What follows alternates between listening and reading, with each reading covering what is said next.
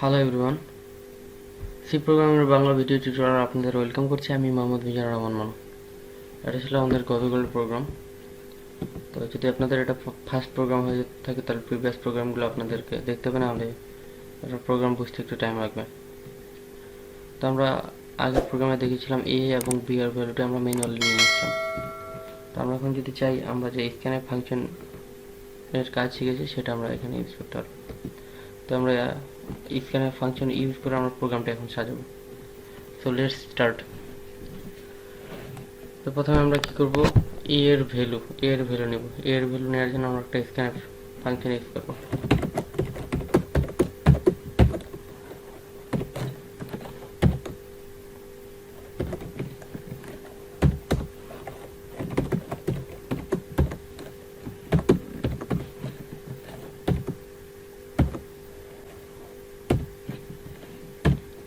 ওকে, আমাদের এখন হয়ে গেছে। আমরা যদি চাই প্রোগ্রামটি রান করে দেখতে পারি।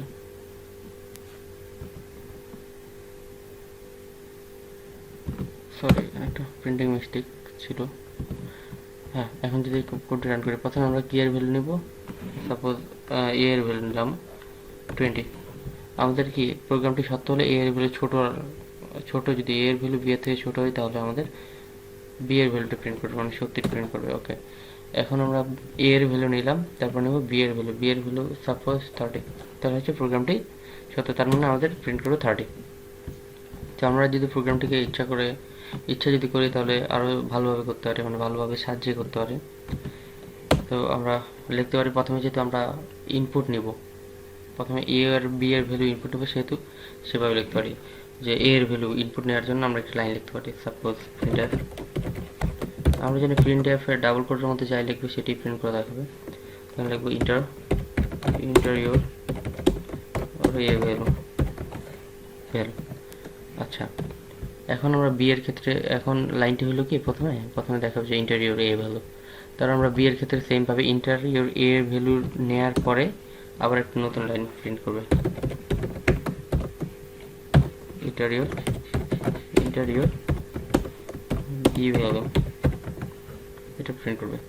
দেখুন তাহলে কি হচ্ছে, কাজটি কিভাবে হচ্ছে সেটা বলতেছি। এখানে কি বলছে প্রথমে, যে ইন্টেরিয়র এ ভ্যালু, মানে যখন ইন্টিজার পাইলো এ আর বি দুটো ভেরিয়েবল, তারপর এই লাইনটি পাচ্ছে হচ্ছে ইন্টেরিয়র এ ভ্যালু প্রিন্ট করার পরে এখানে যে মানে যেটি চাচ্ছে সেটি হচ্ছে স্ক্যান এফ এর যে ভ্যালুটি সেটি এখানে চাচ্ছে। তো আমরা যদি দিই সাপোজ 10 দিলাম, পরেরটা হচ্ছে এটা 10 পাওয়ার পরে পরের লাইনে চলে যায়, তারপর কি বি এর ভ্যালু চাচ্ছে, এই লাইনে বি এর ভ্যালু 30। তার মানে কি কন্ডিশন সত্য হইলে কি বি এর ভ্যালু প্রিন্ট করবে, মানে 30 প্রিন্ট করবে। ওকে, 30 প্রিন্ট করতেছে। তো আমরা যদি চাই আর একটু ভালোভাবে লিখতে পারি, যে কন্ডিশনটা লিখে দিতে পারি। কন্ডিশনটা কি, প্রিন্ট এফ ডাবল কোটের মধ্যে ইওর কন্ডিশন ইজ আমরা এই কন্ডিশনটা এখানে দিয়ে দিতে পারি, এ ইজ লেস দ্যান বি। এটি আমরা এখানে দিতে পারি, দিলে হচ্ছে প্রোগ্রামটি আরও আমাদের অনেক সুন্দর হয়ে যাবে।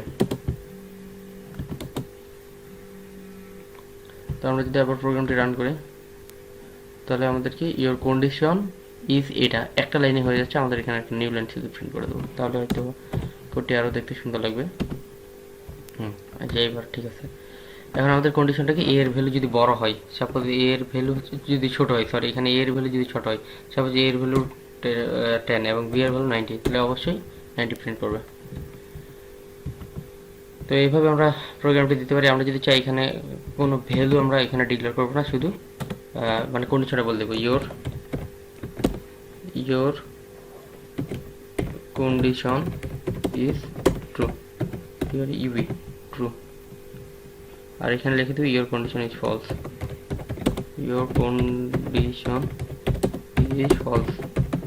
ফলস। এখানে আমরা কোনো কোড দিব না, শুধু কোনো ভ্যালু প্রিন্ট করবো না, শুধু আমরা দেখবো যে আমরা যেই ভ্যালুটি নিচ্ছি ওইটা কন্ডিশনের সঙ্গে ট্রু কিনা। তো আমাদের সাপোজ প্রথমে ফলস প্রিন্ট করি, মানে ই এর ভ্যালু 30 আর বি এর ভ্যালু 20, তার মানে কি false, your condition is false. আবার যদি রিভার্স কাজটি করি, সাপোজ ই এর ভ্যালু 10 আর বি এর ভ্যালু 20, তাহলে হচ্ছে কি ট্রু প্রিন্ট করার কথা, যে ট্রু প্রিন্ট করেছে। তো আজকের প্রোগ্রাম এই পর্যন্তই। পরবর্তী টিউটোরিয়াল দেখার জন্য আপনাদেরকে আবারও ওয়েলকাম করছি। সবাই ভালো থাকবেন।